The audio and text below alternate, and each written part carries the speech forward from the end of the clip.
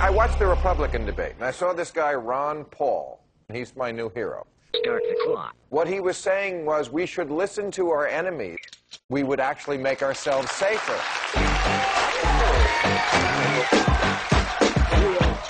You just never heard this logic from someone who's actually going to run the country. Got Ben Affleck here. They're screaming for Ron Paul.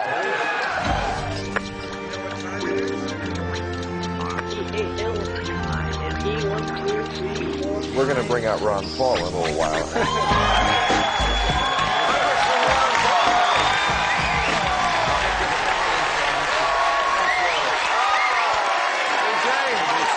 Ben Affleck. Okay. Thank you for being here. Look at that. Now, that's nice. Do you have any mixed feelings about getting such an ovation from such a liberal audience? Well, not really. I mean, I think a politician always likes applause. Yeah. Well, we had you on about, I think it was late March, and I think we just scratched the surface, and that's really my fault. I should have scratched it more, but after I saw you in the debate, I said, you know what, this is a person who I really want to talk to a lot more. There's so many things I want to ask you, but I know you just got back yesterday. You were in Washington at the National Press Club, and I thought this was great. You presented Rudy Giuliani, I guess he wasn't there, but with a reading list. Right. And Rudy Giuliani, who took you on in this debate and pretends to be such a terrorism fighter, he really hasn't read anything about it, has he? No, it looks like he skipped the 9/11 investigation. You know, he didn't read that report because it sort of supported my position on that. And what of the things that you suggested he read do you think are most important that he'd be aware of? Well, I think it's been known for quite a few decades that our foreign policy has what the CIA calls blowback. It has unintended consequences. You can go back to 1953 when we put the Shah into power, or us supporting Osama bin Laden and radicalizing the Islamics to go after the Soviets, and that comes back as blowback. Our support for Saddam Hussein in the 1980s. And this comes back to haunt us, and that's why I have been very attractive and very supportive of what I call a non-interventionist foreign policy. Mind our own business and stay out of the internal affairs of other nations. Well,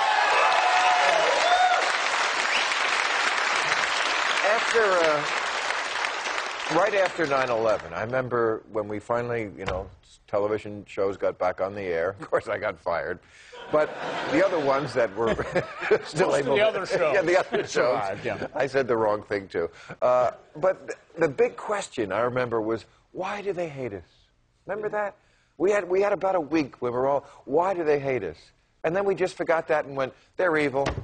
They're evil, we're good. We don't... Why do you think America is so dumb? Was it always this dumb? I hope not all of us. No, not all of us. We're Americans. Yes, right. But how do you get the smart America? I mean, come on. I mean, if America was a smarter country, wouldn't you be leading in the polls? Let's hope so. And that plus, if you can raise $100 million, you know, money talks these days. So. I've said before that, you know, when you're dealing with somebody who is your enemy, and we do have an enemy, but I wouldn't call them terrorists. I would call them Muslim fundamentalists. I don't think everyone who attacks us is a terrorist, certainly not in Iraq. But you have to either make them fear you or love you. You know, it used to be America was loved around the world. We gave up. I don't know when was that? Was it Are you 1777? About a year. When Kennedy went anywhere around the world, he was beloved. Even Jackie that they liked. Clinton, when he went around the world, was beloved. People were in love with him, and he liked some of them too. I think what we should look for is respect. That's what we need, and that's what we don't have. And they look down upon us because we impose on them. I have no problems with this theoretical position of the neocons to spread the goodness of America, but just not with force. We should spread it by setting a good example, getting our house in order, making sure civil liberties are defended here.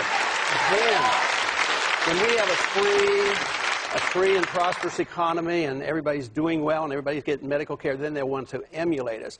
But there's no way it'll work to pretend that we have goodness. It's so good that the Wilsonian, actually, this is old stuff, Wilson, make the world safe for democracy. A Democrat. It hasn't worked, and force does not work. Yeah. Persuasion does. And I know you've said before that you're the most conservative member of Congress. You are really more Republican than they are. What? There are the Republicans. What happened to your party?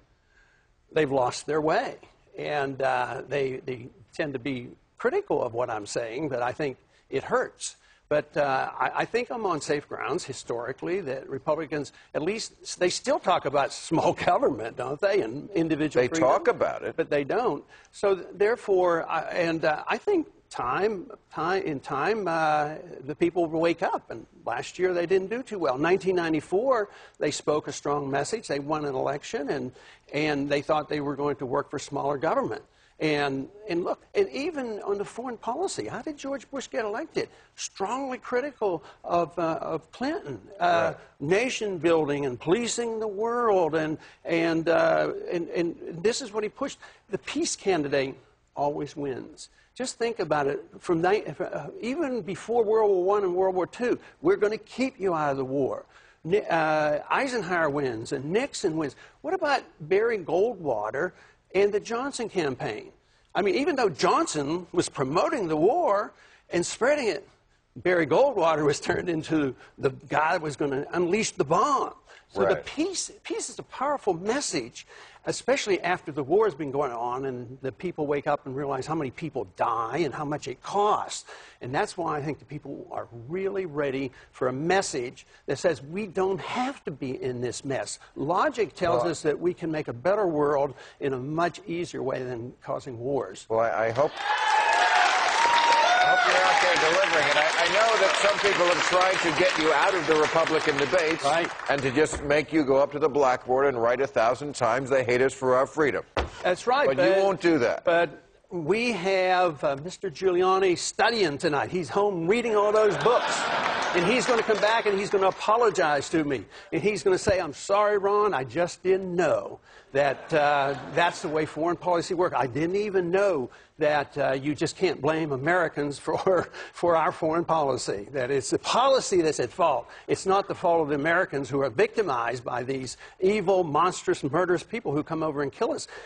It's the fault of the policymakers. It's policy that counts.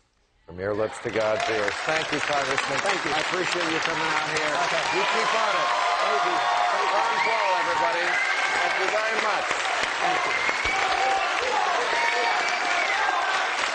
Wow. That is the most applause a Republican ever got around here.